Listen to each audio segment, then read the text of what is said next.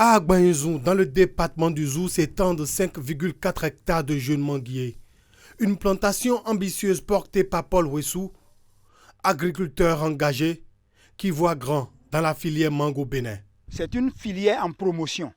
Et quand c'est en promotion, on fait tout pour attirer donc les gens. Irrigation goutte à goutte, bidon de posotomé, culture intercalaire de soja. Ici, rien n'est laissé au hasard. La première année, les manguiers sont très sensibles à la sécheresse. Et l'appui donc, pour le système, à travers le système d'irrigation, c'est très important.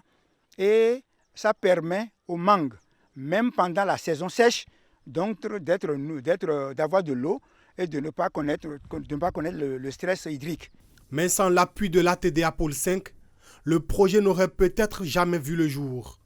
Grâce à une subvention de 60% sur les plans, Paul a pu franchir les obstacles du coût initial. Une aide qui va atteindre bientôt 80% pour encourager sa vocation. Si le plan était à 500, je déboursais 200 et l'État, la TDA, à travers donc la subvention, payait 300 francs. L'année suivante, cette subvention a été portée à 80%. C'est dire, si le plan est à 500, je déboursais 100 francs et l'État, à travers la TDA Pôle 5, déboursait 400 francs.